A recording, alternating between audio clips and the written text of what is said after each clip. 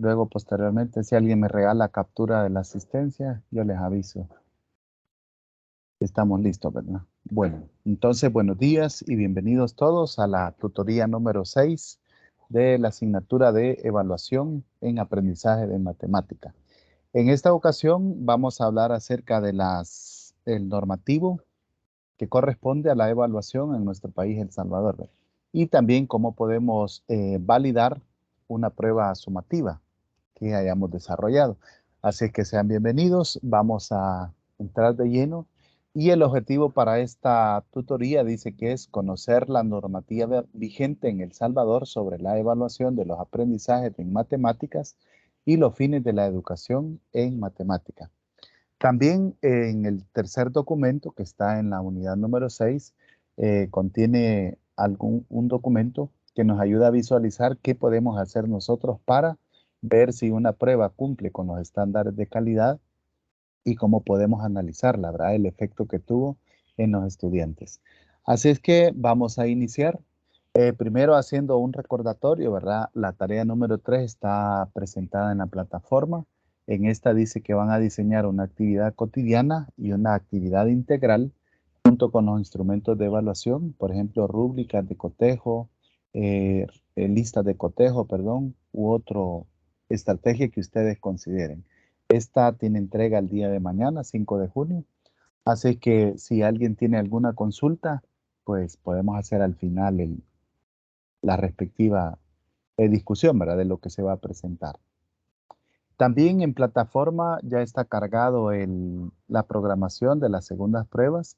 En el caso de evaluación de los aprendizajes en educación matemática, aparece una tarea de aplicación del sábado 18 al domingo 19 de junio. Así que vamos a estar pendientes de lo que se va a presentar y posteriormente, pues, les hacemos saber. Si hubiese necesidad de suficiencia, va para el domingo 26 de junio y todos serían virtual en plataforma. Bueno, pues entonces veamos qué es lo que vamos a aprender. Aspectos sobre la medición del logro de aprendizajes. También vamos a determinar los estándares de calidad en evaluación matemática. Luego vamos a pasarnos al análisis interno de una prueba sumativa. Y vamos a finalizar con algunas generalidades de las normas específicas de la educación en nuestro país. Así es que iniciamos con el primer contenido. Dice esta reflexión con la que vamos a empezar que lo que no se evalúa, se devalúa, pero lo que se evalúa mal, se deteriora, de Ángel Gabilondo. Entonces, esta nos hace referencia, ¿verdad?, a la necesidad que tenemos de hacer evaluaciones objetivas. No solo es importante evaluar, sino que también es necesario que sean objetivas y efectivas, pues, para que podamos determinar, entre otras cosas, ¿verdad?, el nivel de logro que tienen los estudiantes en los objetivos o las competencias. También determinamos la promoción y podemos establecer la evaluación con fines educativos. Así es de que esto es lo que logramos nosotros cuando hacemos una evaluación objetiva. Ahora, cuando hablamos de evaluación sumativa, quizás ustedes recuerden que lo vimos en la primera tutoría, estamos hablando de pruebas en las cuales nosotros necesitamos valorar y certificar el logro que tienen los estudiantes en competencias, indicadores de logro. Entonces, estamos valorando y certificando, ¿verdad? Si un indicador de logro dice resolver ecuaciones cuadráticas mediante la fórmula general, entonces queremos saber qué tanto el estudiante puede desarrollar o resolver este tipo de ecuaciones. Por ejemplo, en este caso, la evaluación sumativa también tiene otra característica que nos recomienda procesos de recuperación. Eh, en vista del paso anterior, ¿verdad? La evaluación sumativa nos dice quiénes han logrado estos aprendizajes y quiénes no.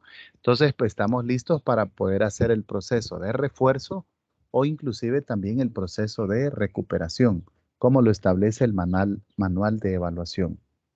Así es que en este caso, cuando hablamos de valorar y certificar aprendizajes, queremos identificar el nivel de logro alcanzado por el estudiante, si es básico, es intermedio o es avanzado. Y también queremos acreditar las competencias alcanzadas por los estudiantes. Esto significa que muy probablemente, ¿verdad? Determinemos en este caso si llegó a la nota mínima o necesita hacer otras actividades de refuerzo. En el caso de que fuese necesario el refuerzo, la recuperación, entonces la evaluación sumativa es la que nos dice, ¿verdad? Que hay que divulgar estos resultados de la evaluación al sistema educativo, a la institución, a los encargados de los estudiantes y a la misma población estudiantil sobre los resultados que ha tenido la evaluación sumativa. Y posteriormente a esto, entonces, vamos a pasar a hacer los procesos de refuerzo educativo, ¿verdad? En algunos casos el manual lo establece hasta de 2 semanas y posteriormente hacer los procesos de recuperación, ¿verdad? Que son 3 procesos los que establece el manual de evaluación para los estudiantes. Entonces, ahí valoramos en qué es evaluación sumativa. ¿Alguien tiene alguna idea adicional que quiera agregar sobre cómo identificamos la evaluación sumativa? Así en nuestro propio lenguaje.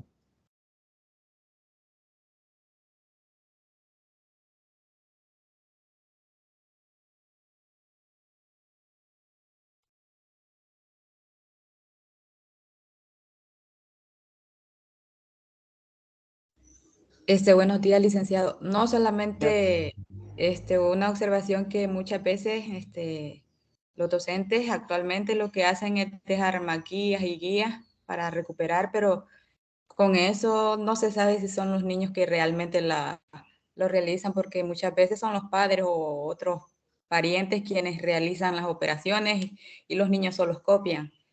Y así prácticamente no se da la recuperación en la evaluación sumativa. Sí, muy bien. Entonces, ¿por qué no se llevan en el aula, verdad? No son actividades cotidianas. Y también he visto de que algunos estudiantes copian las soluciones de páginas de internet que ya están resueltos los ejercicios. Entonces, no estamos logrando definitivamente el fin de la evaluación, ¿verdad? Que es mejorar el alcance que tienen los indicadores de logro en los estudiantes. Entonces, en algunas ocasiones lo que podría suceder es que nosotros abusemos de una estrategia de evaluación, ¿verdad?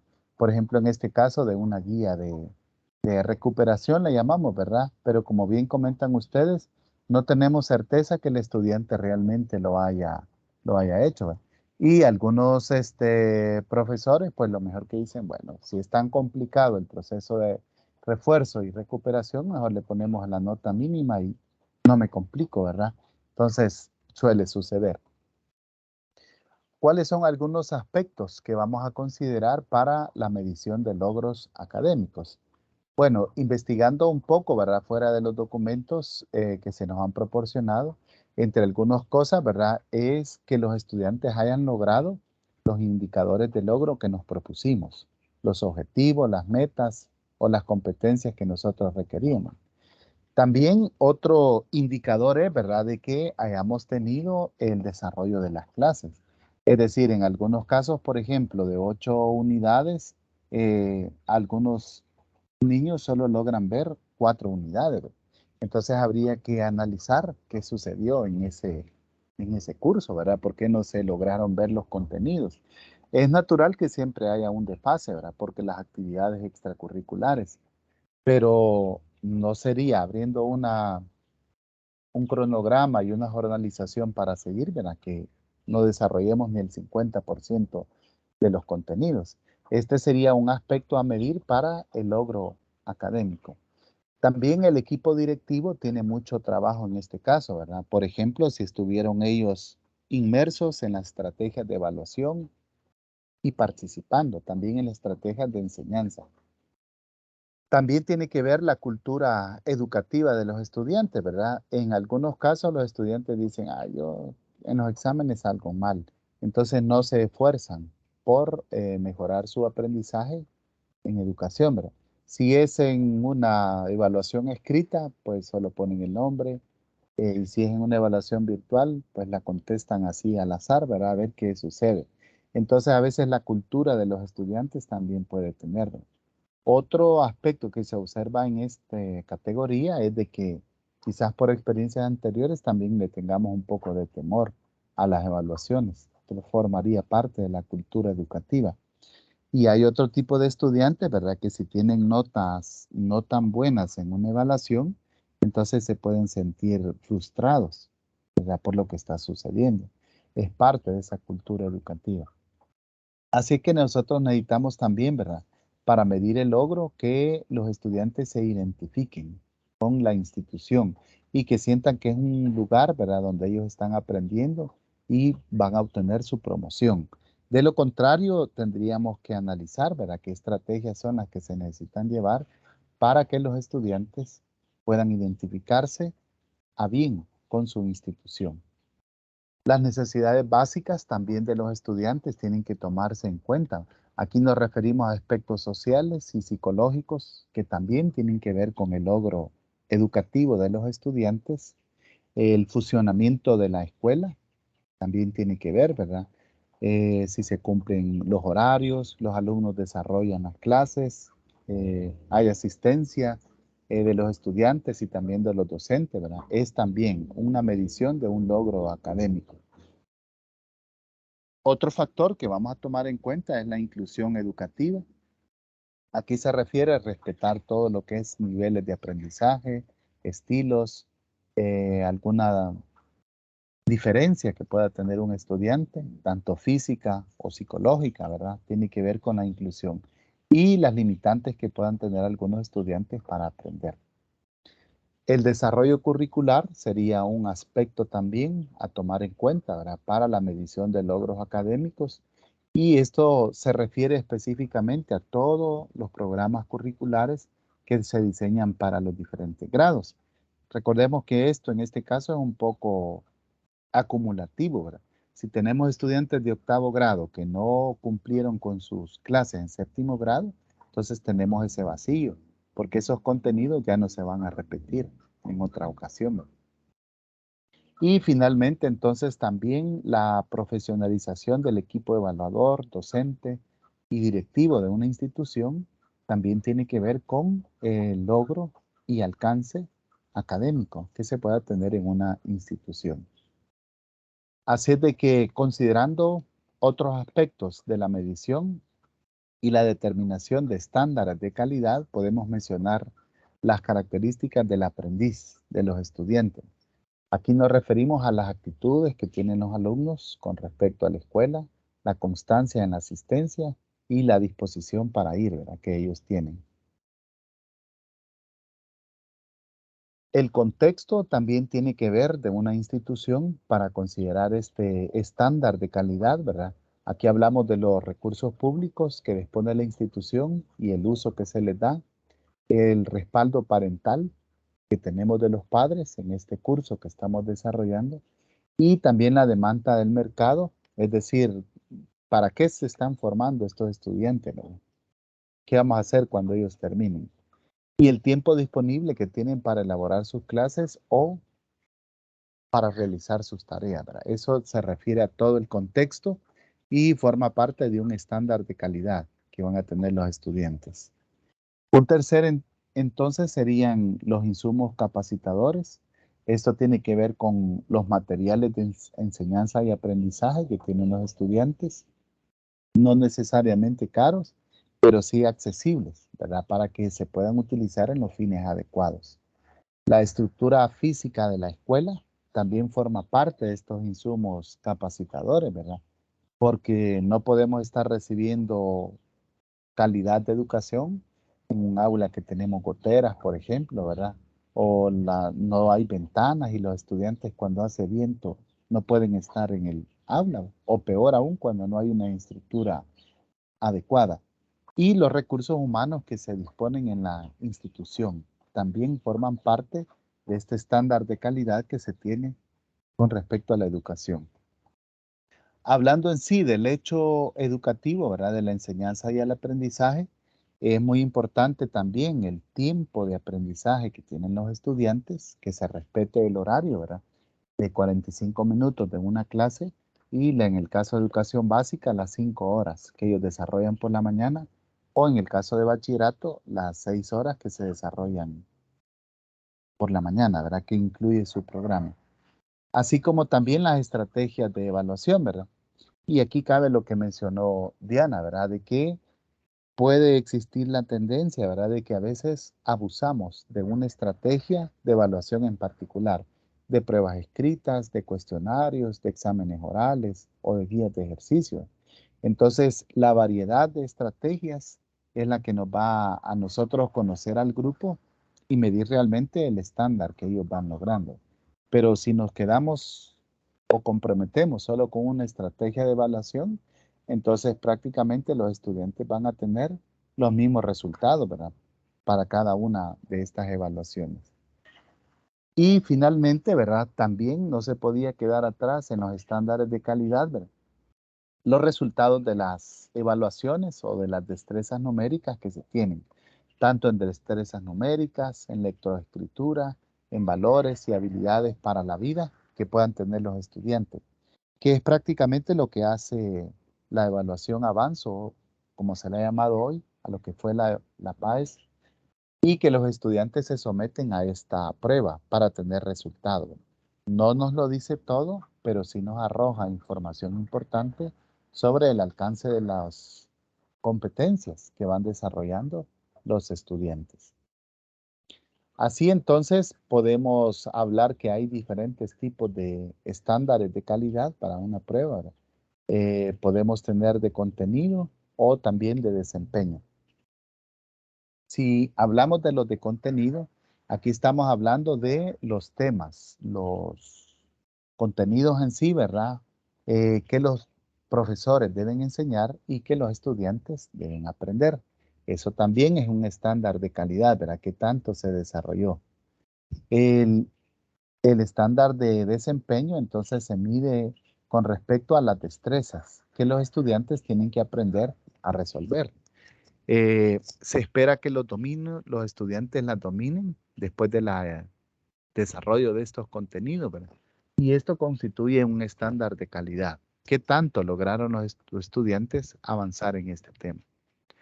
El tercer estándar de calidad serían los de ejecución, y aquí estamos hablando de los niveles de logros que se deben alcanzar en base a los niveles anteriores, ¿verdad?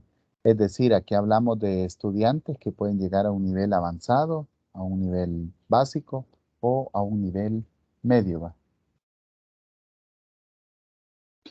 Pues ya esto nos da una idea con los tres láminas que hemos discutido, ¿verdad?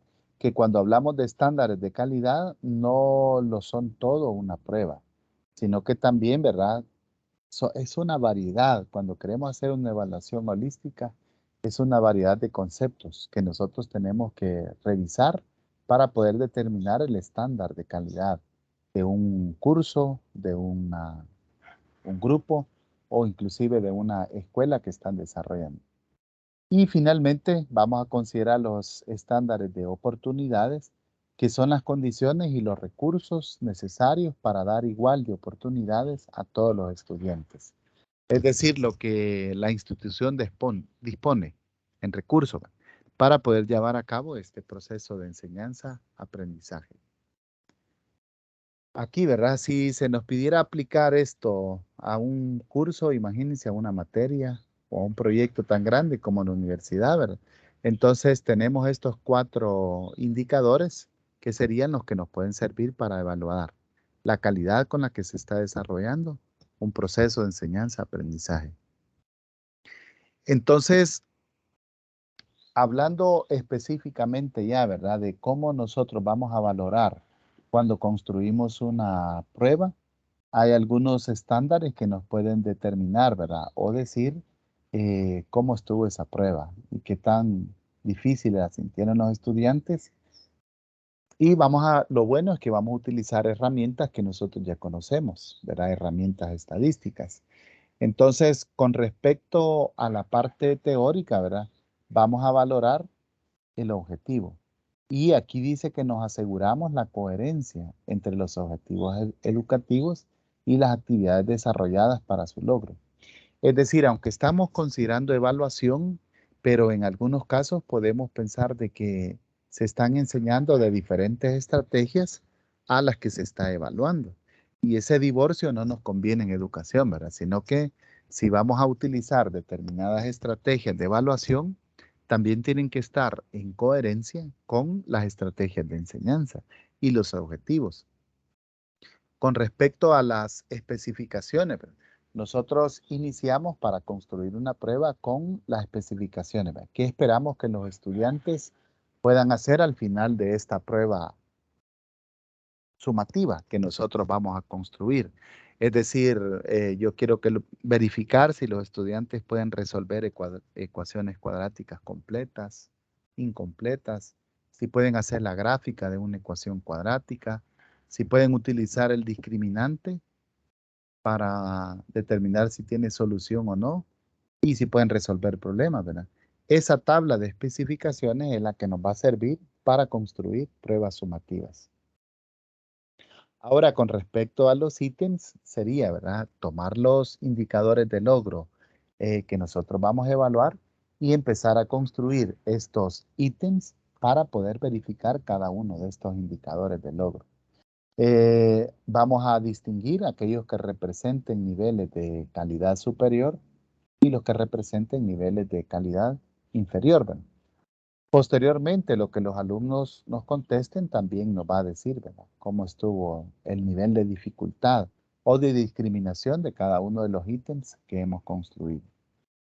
Y al finalizar, ¿verdad?, la construcción de esta prueba, ya tenemos nuestra tabla de especificaciones y hemos construido los ítems. Entonces podemos someter a prueba los ítems por un equipo especialista. Cuando se trata de pruebas estandarizadas, ¿verdad?, como una prueba PAES, Avanzo, TERS,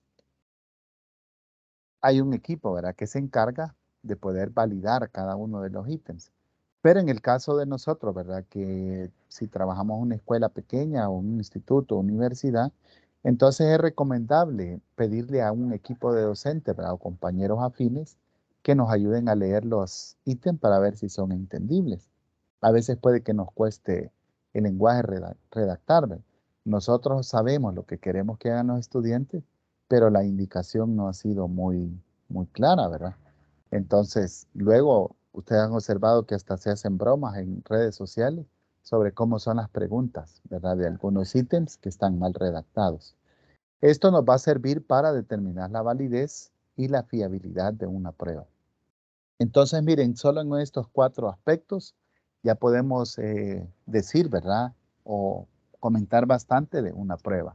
Está en coherencia con los objetivos propuestos, está basado en una tabla de especificaciones y niveles de logro, y finalmente si fue validada por un equipo docente, ¿verdad? Eso también lo vamos a utilizar. En lo que respecta a las pruebas normativas y criteriadas, el documento que se nos presenta ahí en la plataforma establece algunos niveles, ¿verdad?, que pueden tener algunos documentos con respecto a los porcentajes de preguntas que vamos a obtener. Por ejemplo, con respecto a las preguntas de muy difícil, que serían en color verde, ¿verdad? Podríamos decir, o lo recomendable es que solo el 10% de los ítems que presentamos en una prueba sean de esta categoría, muy difícil. Podríamos incluir algunas difíciles a muy difíciles, ¿verdad? Por eso dice aquí que el índice debe ser menor al 0.25 en esas dos categorías. El siguiente grupo sería el color amarillo, que representa las de el color rojo, la mayoría, ¿verdad?, de dificultad media a difícil. Aquí podemos incluir el 60% de los ítems. Es lo recomendable, ¿verdad? Sería de 0.55 a 0.74, dice. De 0.45 a 0.74, el porcentaje. Y finalmente tendríamos las muy fáciles, ¿verdad?, que el color amarillo. Estas es recomendable que se mantengan en un 30%, desde muy fáciles a fáciles. O como aquí dice, de 0.55 el índice a 0.74. Entonces, aquí tenemos un criterio extra para poder determinar el nivel de dificultad de una prueba, ¿verdad? Es decir, que tantos ítems tenga, ¿verdad?, de difíciles, de dificultad intermedia y de dificultad baja. Ahora, imagínense lo contrario, ¿verdad? Si tuviéramos un test, perdón, que solo tuviera ítems de dificultad alta, entonces El criterio nos dice, ¿verdad?, que hay una mala redacción, no hay un equilibrio entre el nivel de dificultad de las pruebas. O en lo contrario también sería cierto, ¿verdad? Que todas las preguntas sean muy fáciles, entonces no nos estaríamos midiendo realmente las competencias que nosotros podríamos tener. Así es que este es otro criterio, el porcentaje, que también podemos validar en una prueba, que se mantenga en un nivel equilibrado con respecto al nivel de dificultad de las pruebas. Ahora veamos qué tipo de análisis interno podríamos hacer de una prueba sumativa. Esto ya es en algo más específico, ¿verdad? Con elementos. Y lo bueno es que, como les mencionaba, son elementos que nosotros ya conocemos. Por ejemplo, podríamos hacerle un análisis estadístico a las pruebas, ¿verdad? Y a los ítems. De las medidas que nosotros conocemos en estadística, ¿cuáles creen ustedes que podríamos utilizar para medir o hacerle el análisis a una prueba sumativa?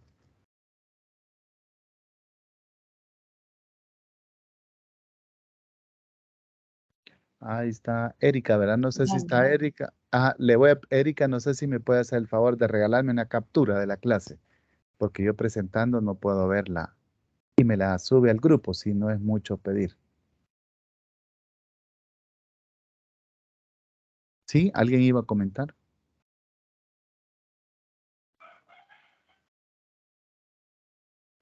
Tal vez la media aritmética. La media aritmética, ¿verdad?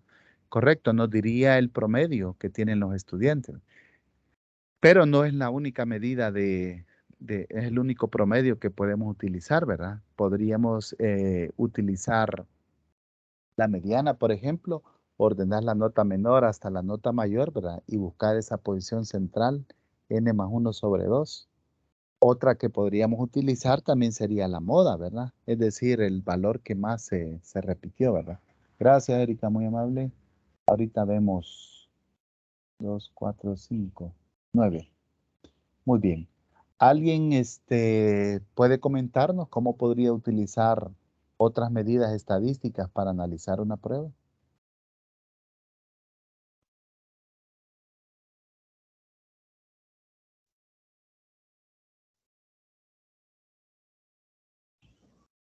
Es la de tendencia central con la desviación estándar. La desviación estándar, correcto, ¿verdad? Entonces la desviación estándar nos diría qué tan dispersos están los datos, ¿verdad? Es como si tuviéramos en una sección notas tan bajas y notas tan altas, ¿verdad? O todos están concentrados alrededor de la media. Y aunque aquí no se menciona, también podríamos incluir la, el coeficiente de variabilidad, ¿verdad? Para que nos diga qué tan representable es la media aritmética que hemos obtenido de estos datos. Una bastante sencilla, ¿verdad? Y recomienda ahí el documento es el rango, ¿verdad? Es decir, del dato de la nota mayor a la nota menor, también nos dice, ¿verdad? Qué tanto hemos avanzado en esa prueba. Y el puntaje estándar, ¿verdad? Que sería a cada dato restarle la media y dividirlo entre la desviación típica, nos dice a cuántas unidades estamos de la desviación típica, ¿verdad? Que sería la variable z. Entonces, esto es con la idea de ver si la población tiende a ser normal, ¿verdad? ¿Alguien se recuerda cuál es el criterio para considerar una población normal?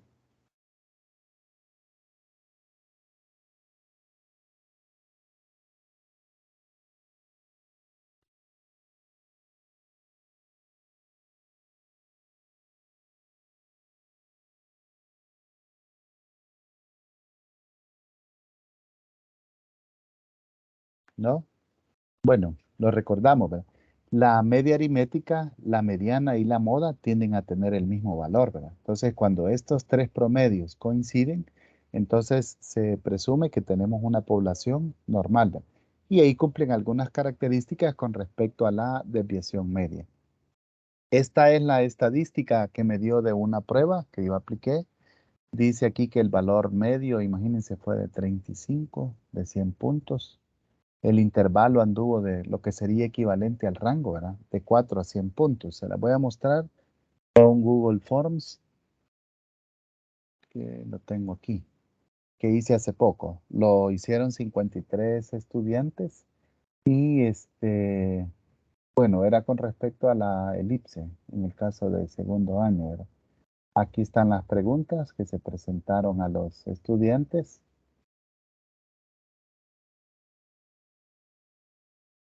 Y veamos en el análisis que hace, si lo hacemos, bueno, en resumen, está el que ya presentamos allá, ¿verdad? El valor promedio, el intervalo y la puntuación normal.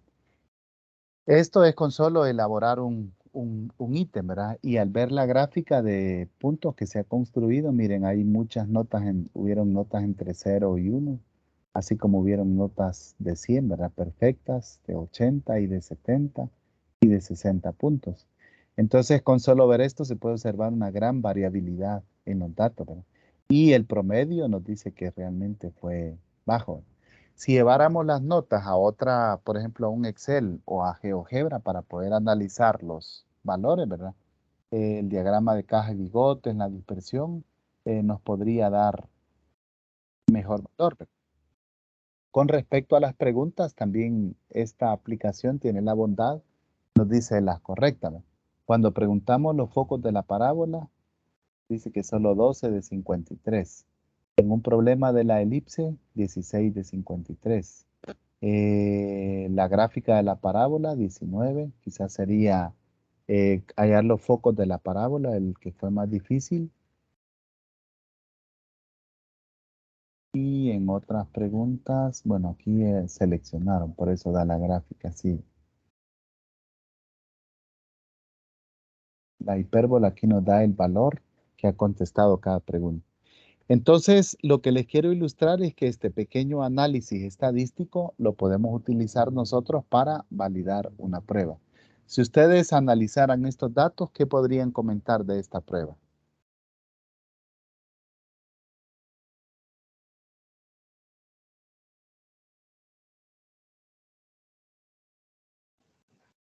Que la mayor parte de alumnos no aprobaron la prueba. Tenemos un buen porcentaje, ¿verdad? Aquí se puede ver en las barritas, todos los que están abajo de 6, se puede observar que son menores, ¿verdad? A los que están aquí arriba, muy bien. El promedio nos ha quedado bastante bajo, ¿eh? Y como les mencionaba, el intervalo de 4 hasta 100 puntos realmente es una dispersión bastante grande, ¿verdad? Para poderlo medir. En conclusión, todas las herramientas que nosotros conocemos en estadística también nos pueden servir para hacer el análisis. Y una gran bondad es que podemos utilizar una hojita de Excel o un GeoGebra para poder hacer el análisis y en cuestión de 5 minutos ya tenemos ahí todo, ¿verdad? Lo que podemos comentar con respecto a la prueba. ¿Cuál es el objetivo?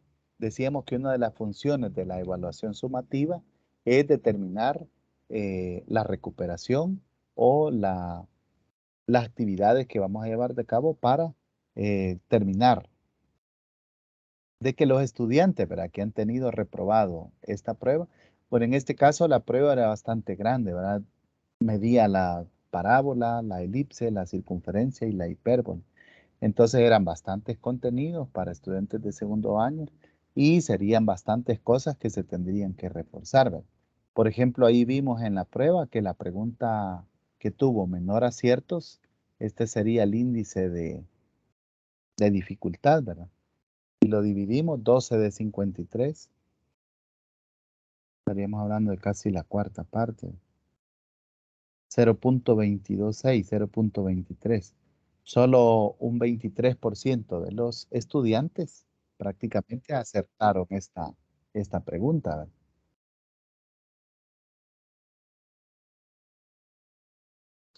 Bueno, entonces ahí hemos ilustrado, ¿verdad? Cómo podemos utilizar todas las herramientas estadísticas para poder hacer el análisis interno a una prueba sumativa.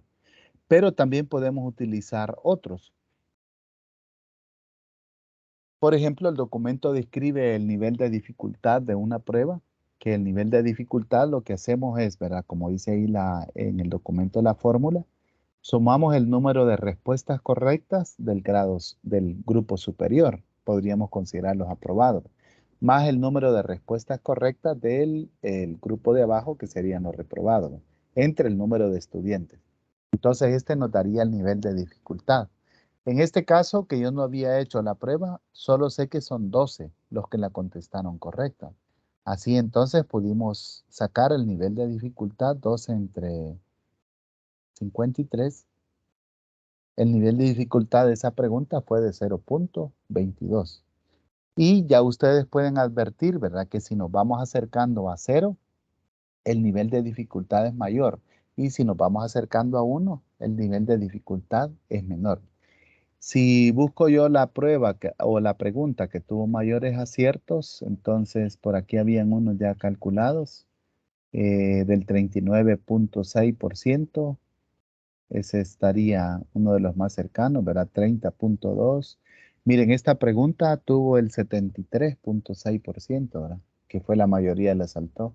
Relaciona las características visuales de cada lugar geométrico con su nombre.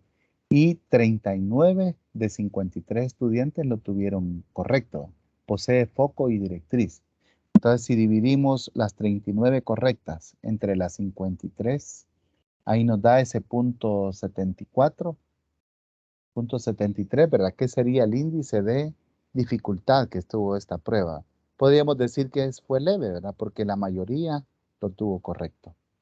Entonces, confirmamos que estamos claros con a qué se refiere con el nivel de dificultad.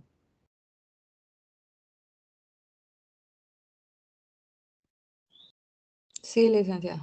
Sí, estamos bien. Vaya, y muy interesante, ¿verdad?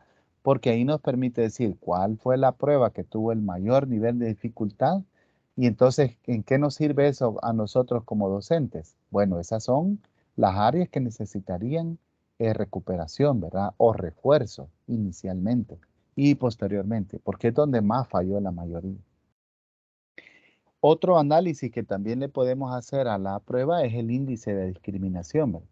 A este dice que vamos a restar el número de respuestas correctas de los aprobados menos el número de respuestas correctas de los reprobados y lo vamos a dividir entre n sobre 2. Pues está un poquito rara la fórmula, pero al tener este dato funciona, ¿verdad?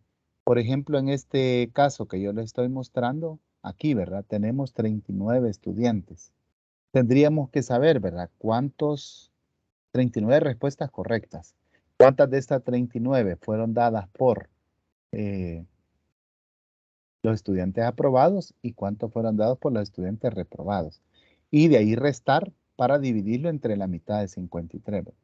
En el documento, para que nos quede claro, hay un ejemplo. Lo voy a tratar de buscar. Índice de dificultad. Aquí está, índice de discriminación.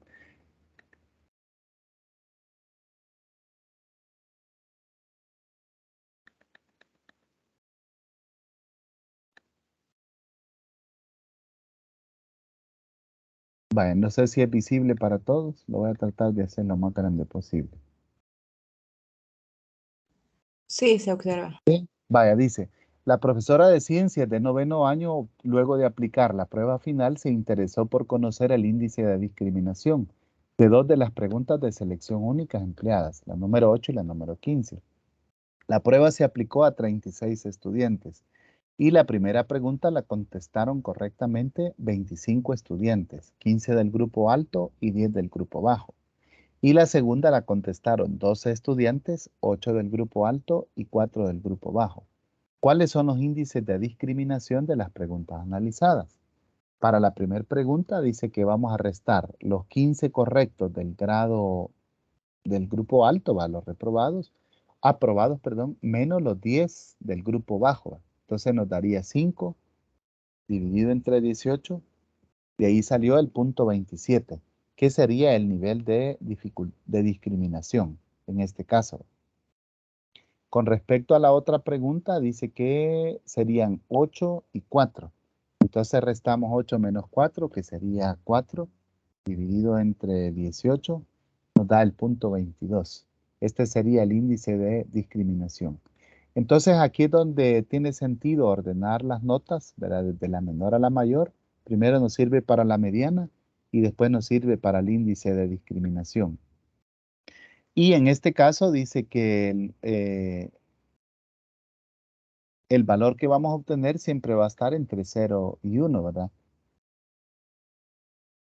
Si el valor es cercano a 1, nos dice que el 1 indica que hubo una alta discriminación y el 0 nos dice que la discriminación fue nula, ¿verdad? Es decir, en este caso, discriminación significaría, por ejemplo, en el primer caso, ¿verdad? 15 y 10, 25 estudiantes lo tuvieron bueno, ¿verdad? Eso es un porcentaje alto de bueno. Pero la diferencia prácticamente, ¿verdad? De los dos grupos andaría de 0,27. Ese fue el nivel de discriminación que se tuvo. Entonces, no sé si quedamos claros con esta formulita que también nos ayudaría a analizar los ítems de una prueba sumativa.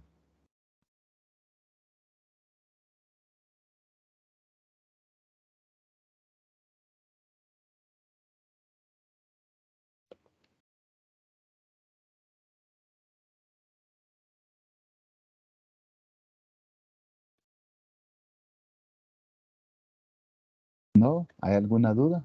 Seguimos analizando.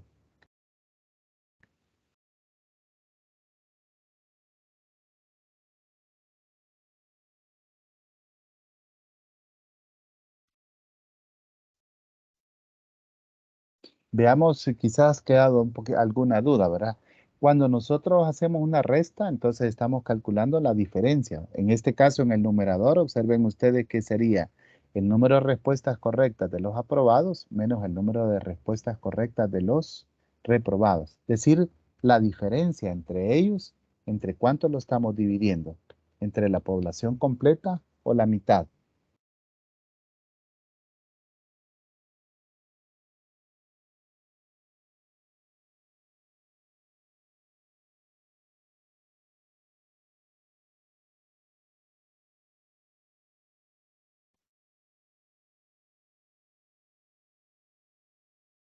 Es entre la mitad, ¿verdad? Por eso aquí dice n sobre 2. Entonces, esa diferencia de respuestas correctas entre los aprobados y los reprobados, lo estamos comparando con respecto a la mitad de la población. Así que a eso es como se le conoce índice de discriminación, ¿verdad? Y finalmente también podemos decir, ¿verdad? De que podemos analizar cuando nosotros queremos una prueba sumativa, ¿verdad? Y tenemos ítems que han resultado, ¿verdad? Un ítem bueno, entonces tendría, dependiendo del nivel de dificultad que tengamos, ¿verdad? Tiene un buen número de aciertos y la discriminación, como ya vimos, es cercana a cero, ¿verdad? Este sería un ítem considerado bueno. Entonces los libros recomiendan ir guardando esta creación de banco de ítems. Las plataformas hoy en día nos permiten tener eso, ¿verdad? Guardar nuestros ítems para poderlos utilizar en una futura ocasión o que salgan aleatorios para que los estudiantes puedan someterse a una evaluación como esta. Y creo que ahí terminamos la que sería esta primera parte, ¿verdad? ¿Cómo entonces nosotros podemos validar una prueba? En líneas generales, ¿cómo determinarían ustedes o explicarían este tema? ¿Cómo podemos hacer el análisis interno de una prueba o de una evaluación? ¿Qué entendieron ustedes? ¿Qué criterios son los que tienen que analizarse?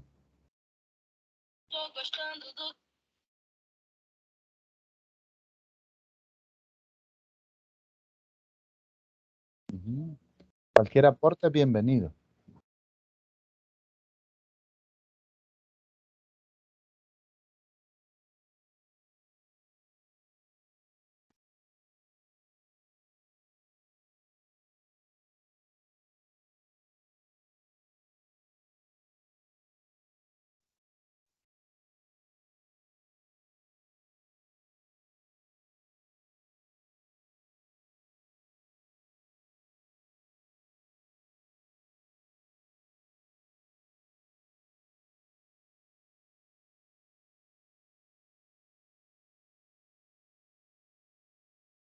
No, hoy estamos calladitos. ¿Qué les está pasando? Ustedes han participado siempre.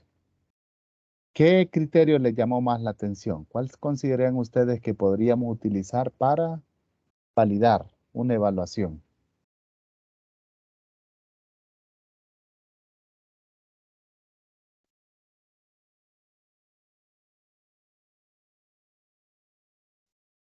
¿Alguien quiere participar?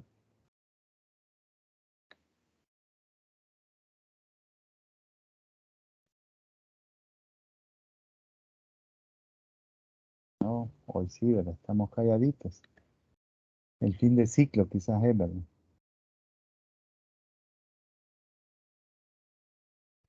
Bueno, vamos a pasar a la segunda parte que habla sobre las generalidades de la normativa de evaluación, ¿verdad? Aquí vamos a hablar sobre el segundo documento, que es la evaluación al servicio del aprendizaje y del desarrollo, ¿verdad? Este documento es un poco extenso, pero las partes que se nos han asignado a analizar en la agenda nos revelan la información más oportuna, ¿verdad? Entonces, por ejemplo, la fase de la evaluación, ¿verdad? El manual contempla, ¿verdad? Que cuando nosotros vamos a hacer la planificación, contamos 4 fases. La primera de ellas sería la planificación, la recolección de la información, el análisis de la información y al finalizar la toma de decisiones. En la primera fase entonces de la planificación, nosotros contestamos las preguntas: ¿qué vamos a evaluar? ¿Por qué queremos evaluar? ¿Cuándo vamos a evaluar? ¿Cuáles son los criterios que vamos a llevar a cabo? Y la información que necesitamos para esto. Luego, posteriormente, en la segunda etapa de recolección de la información, ¿verdad? Vamos a decidir qué técnica es la que vamos a utilizar: observación, evaluación sumativa, diagnóstica o formativa, ¿verdad? Y luego vamos a decidir qué instrumentos son los que vamos a utilizar, ¿verdad? Una lista de cotejo, una rúbrica, un cuestionario, preguntas abiertas, preguntas cerradas, pruebas escritas, verbales, etcétera.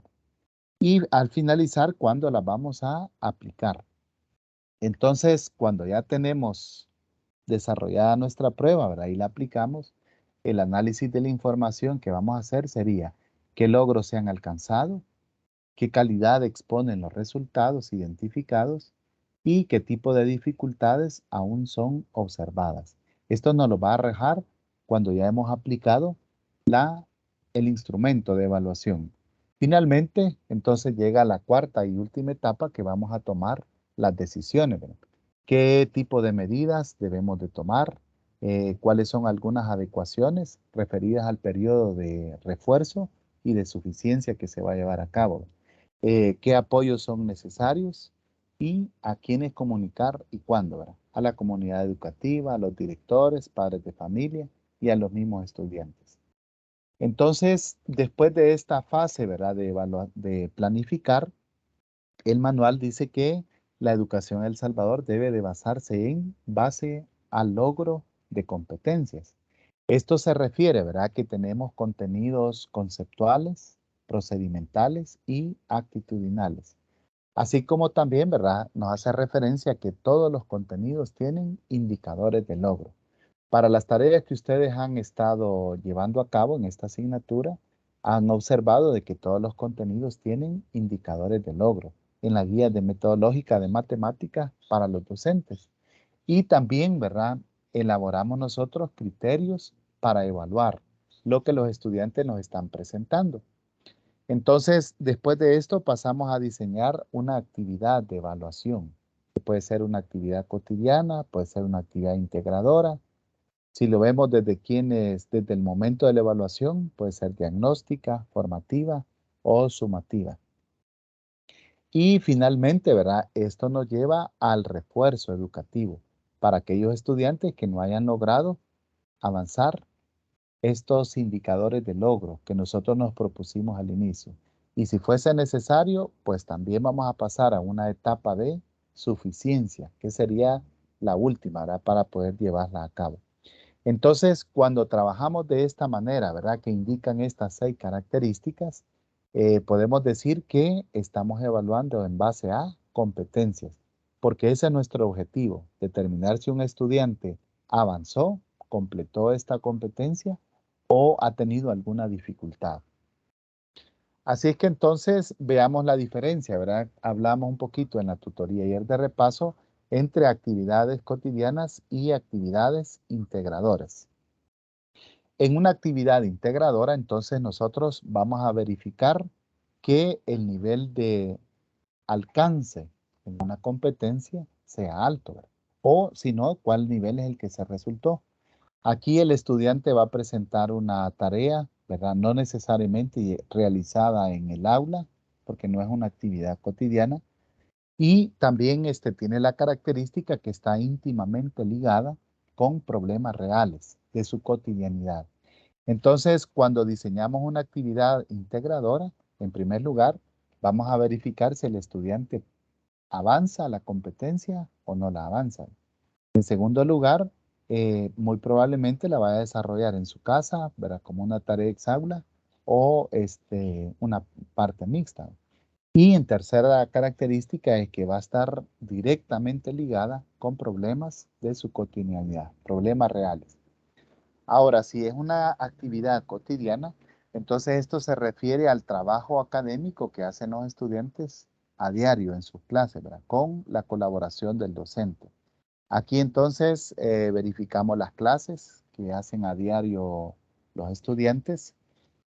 También trabajos escritos, desarrollo de pruebas, su cuaderno de clase o algunas guías que ellos desarrollan o ejercicios que hacen ahí. Esto entraría dentro de las actividades cotidianas. Entonces, podemos decir, ¿verdad? Que si la actividad se hace con el desarrollo del maestro en la clase, es una actividad cotidiana. Pero si la actividad es que los estudiantes la van a desarrollar, ¿verdad? Tanto dentro como fuera del salón de clase para verificar una competencia y basada en una situación real, entonces ya sería una actividad integradora. Así entonces podemos nosotros seleccionar, ¿verdad? Cuáles son las técnicas o los instrumentos que vamos a utilizar para llevar a cabo la evaluación en matemática. Podríamos utilizar técnicas como el diálogo, la observación, el portafolio, los mapas conceptuales, el debate y el ensayo. O inclusive podríamos decidir en si vamos a desarrollar pruebas orales, pruebas escritas, físico y papel y virtuales que hoy están muy de moda, o van a ser pruebas de desarrollo. Ahora, si nosotros después de seleccionar la técnica, entonces vamos a seleccionar el instrumento. Este podría ser una escala de valoración, una rúbrica, una lista de cotejo, un registro anecdótico, un diario de clase o una rúbrica que vamos a utilizar para la técnica que nosotros hemos seleccionado.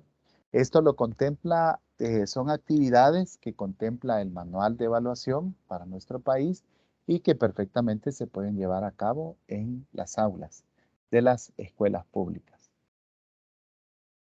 Ahora veamos la normativa, ¿verdad? Para evaluación de los aprendizajes, lo que contempla. ¿Qué es todo este documento que nosotros podemos observar, ¿verdad? ¿Qué contiene? Bueno, contiene, dice, las normas y procedimientos pedagógicos para la evaluación, tanto a nivel básico como a nivel de educación media. En esta podemos encontrar nosotros las funciones de la evaluación, la función pedagógica que nos dice que está orientada la evaluación a la formación del estudiante y la función social que esta nos dice que la evaluación está orientada a constatar y certificar la promoción del estudiante. Ahora, ¿qué tipos de evaluación podemos llevar a cabo nosotros de acuerdo al manual de evaluación? Podemos llevar a cabo una prueba diagnóstica si nosotros queremos verificar cuáles son los conocimientos previos de los estudiantes. Podemos llevar a cabo una evaluación formativa, como en el caso cumpliendo la función pedagógica de la evaluación, ¿verdad? O, como ya lo hemos visto, si queremos certificar la promoción, podemos llevar a cabo una evaluación sumativa para verificar el nivel de avance que tenemos en los indicadores de logro. Entonces, en términos generales, esto es lo que nos indica la normativa de evaluación. Por supuesto, ¿verdad? Los siguientes temas detallan a continuación, ¿verdad? ¿Qué es lo que habla cada uno de ellos? Por ejemplo, con respecto a la naturaleza de evaluación. La prueba dice, o el manual, perdón, dice de que este se encarga de observar, de recoger y analizar todo lo que los estudiantes nos dicen cuando contestan una prueba.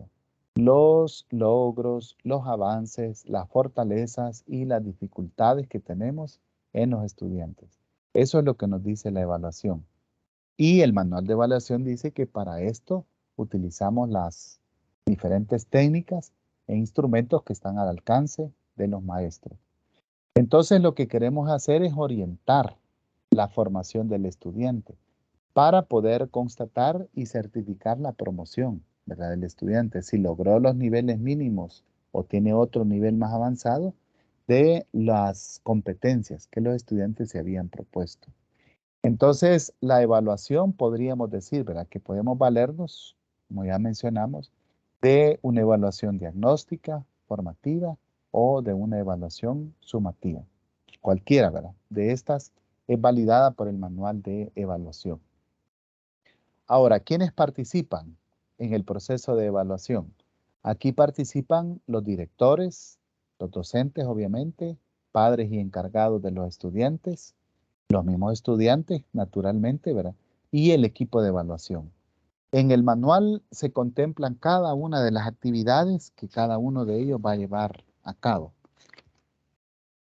Técnicas de evaluación, la finalidad, los actores, sumativa. Por ahí, ¿verdad? Si tenemos el documento, está ahí por la página 45, ¿verdad? Contiene más de 10 funciones del director, del docente y de los estudiantes. Pero una de las más importantes es, ¿verdad?, que dice que el director garantiza los procesos de evaluación de aprendizaje. Es función de ellos. Los docentes, entre otras muchas cosas, ¿verdad? Por ejemplo, la primera que pone es incluir en la planificación didáctica las actividades de evaluación y también elaborar actividades de evaluación, criterios y estrategias e instrumentos. Esa es labor de nosotros. De los padres de familia, entre otras cosas, informarse oportunamente, ¿verdad?, de las actividades, instrumentos, criterios y tiempos de evaluación. Del equipo de docentes, ¿verdad?, de la función evaluativa o comité evaluativo, es coordinar y facilitar el proceso de planificación de la evaluación. Y entre otras cosas, ¿verdad?, los estudiantes pues verifican sus aprendizajes, su nivel de alcance que han tenido, ¿verdad?, en las evaluaciones. Entre otras, dice asistir y participar con responsabilidad en las actividades de evaluación, informarse oportunamente de las actividades, instrumentos y criterios con que será evaluado y entre otras que menciona aquí, ¿verdad?, el manual. Veamos entonces cómo nosotros podemos llevar a cabo la planificación de la evaluación. ¿Cuáles son las normativas específicas? Estuvimos hablando de cada nivel de educación. Vamos a iniciar con la educación en parvularia. Para el nivel de parvularia, dice que la currícula contempla, ¿verdad?, en la primera infancia, 3 áreas de experiencia y desarrollo. El desarrollo personal y social, la expresión, comunicación y representación y la relación con el entorno. Aquí ellos trabajan bajo esos 3 niveles, podríamos decir, ¿verdad?, o etapas que se dan en los estudiantes. Para registrar la evaluación del desarrollo integral de la niña y el niño, se utilizan los indicadores de logro establecidos en el programa de educación inicial y educación parvularia. Estos serían bueno, muy bueno y excelente, ¿verdad?, que corresponden a los niños. Aspectos, dice, relativos a la individualidad de cada niño y para conocer el nivel de desarrollo alcanzado en relación a su condición, así como también su aspecto físico, psicológico y social, ¿verdad?, de parte de los niños. En este entonces dice que los maestros que trabajan en este nivel, en base a lo logrado, ¿verdad?, van registrando las dificultades y las adecuaciones realizadas para supervisarlas. Ya los docentes tienen sus libretas de trabajo basadas en estas áreas de experiencia y desarrollo, ¿verdad?, para que los niños trabajen ahí en este caso. De igual manera se contemplan los periodos de refuerzo y de suficiencia para los niños, ¿verdad? Quizás está de más decirlo, ¿verdad? Pero se contempla la educación desde la primera infancia y luego siguen las parvularias, 4 y 5, y en la preparatoria, ya previo para ir a primer grado. En segundo lugar, contemplamos el nivel de educación básica. ¿Cómo está organizada la educación básica? Bueno, dice que está organizada en 3 trimestres.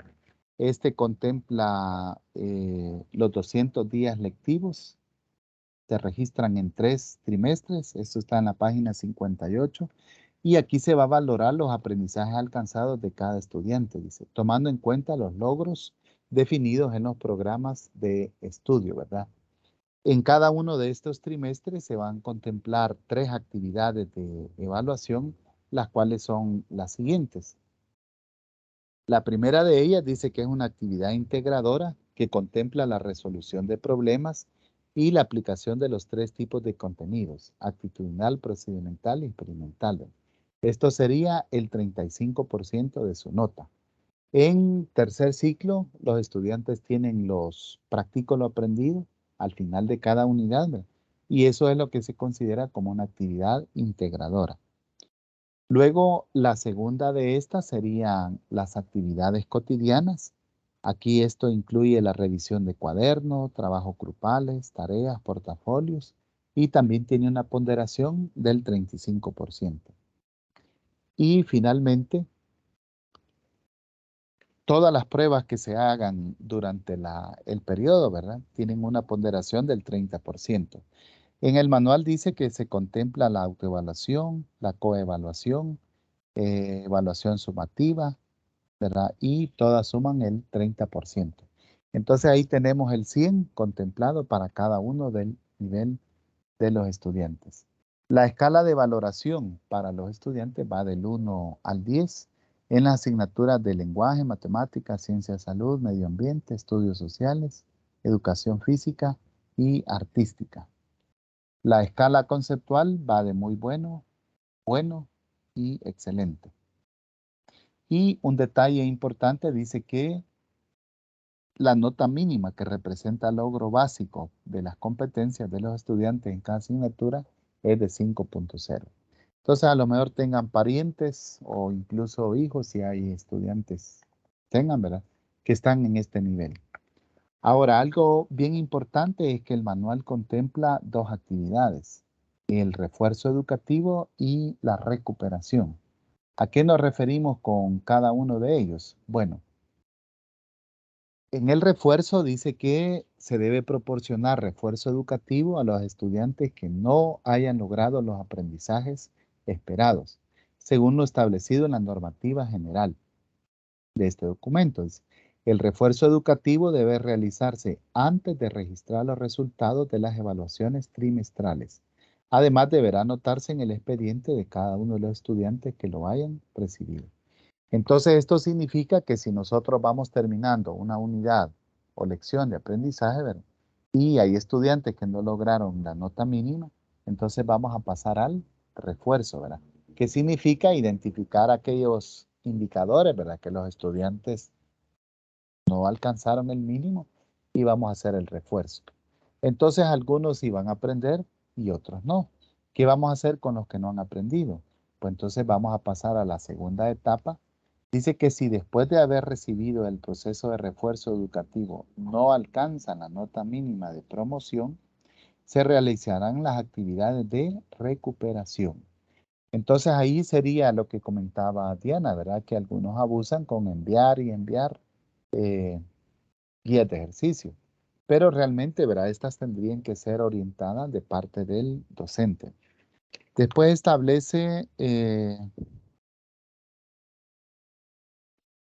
el manual establece los cuadros de promoción por asignatura y el registro de evaluación del rendimiento escolar, que ahora se hace en línea, ¿verdad? En el sistema de promoción. Para segundo y tercer ciclo dice que la promoción, para ser promovidos al grado inmediato superior, los estudiantes deberán aprobar todas las asignaturas del grado. La nota mínima para aprobar es al final de 5.0. Y si el estudiante de tercer ciclo no logra la calificación mínima de 5 en el promedio final de alguna de las asignaturas, tendrá derecho a un proceso de refuerzo educativo y de recuperación, según establecen las normas dispositivas generales de este documento. Tendrán derecho a un periodo de recuperación extraordinaria por un periodo mínimo de 5 días con un horario regular del turno respectivo. Los estudiantes que hayan reprobado como máximo 3 asignaturas al final de año para que tengan la posibilidad de mejorar sus aprendizajes. Si el estudiante después de la recuperación extraordinaria reprobase una de las asignaturas, tendrá la oportunidad de desarrollar una actividad como último recurso para alcanzar la nota mínima. El estudiante no aprobará el grado correspondiente. Entonces, este es el proceso que se debe seguir, ¿verdad? Y ven ustedes que está bastante largo para poder llegar al finalizar un curso, ¿verdad? Entonces, ahí podemos distinguir las dos etapas, la que sería del refuerzo y la recuperación.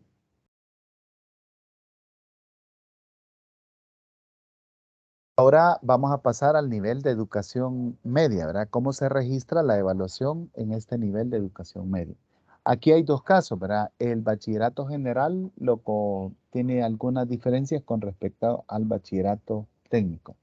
Entonces, en lo que respecta al bachillerato general y técnico,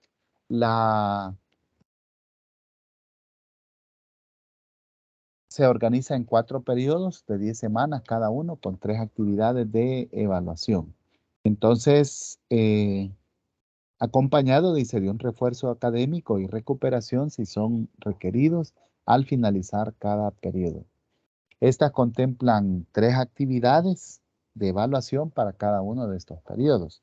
Al igual que en tercer ciclo, una o más actividades integradores que contemplen la resolución de problemas y aplicación de los 3 tipos de contenidos por cada asignatura, el 35%. El siguiente 35% le corresponde a las actividades cotidianas. Esto sería, ¿verdad? Revisión de cuadernos, trabajos grupales, tareas, portafolios, entre otros. Y la tercera actividad sería una o más pruebas que corresponden al 30% de la nota que los estudiantes están logrando. También, al igual que los otros niveles, la escala de valoración, cual va del 1 al 10, establece el manual, y la nota mínima para aprobar una asignatura del área de formación básica es de 6.0. Si la calificación obtenida en la nota institucional en una asignatura fue de 5.5, al final del año dice que debe aproximarse a 6.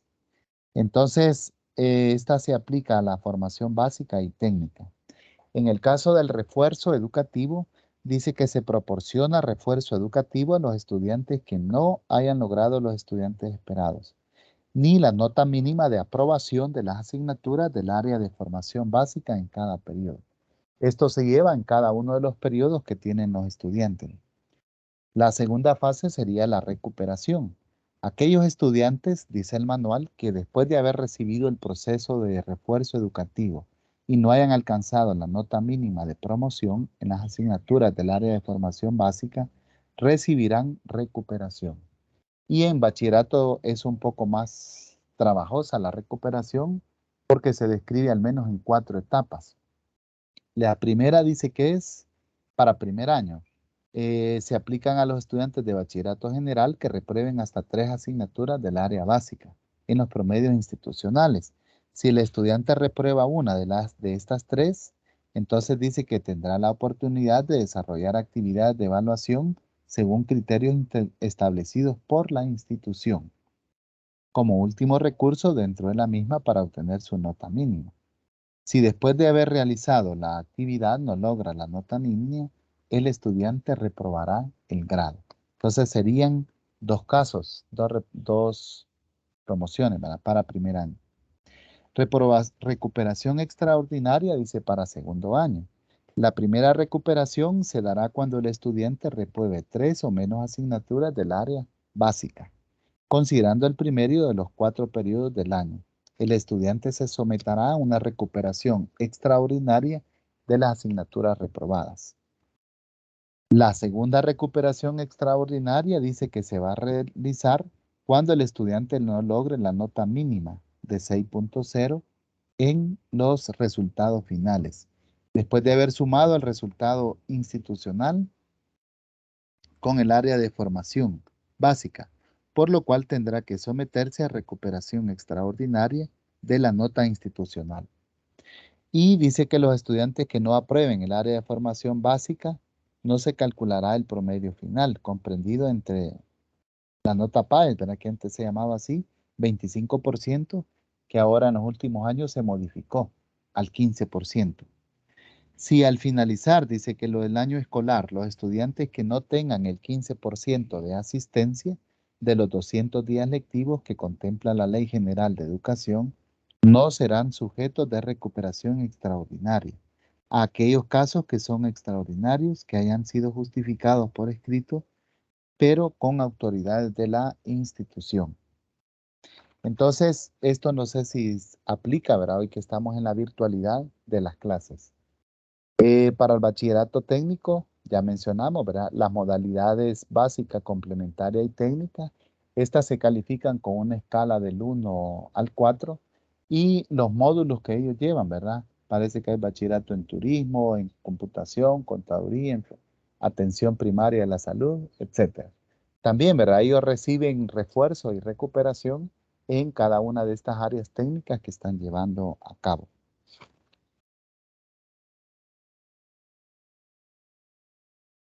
Bueno, el siguiente nivel que nos quedaría sería el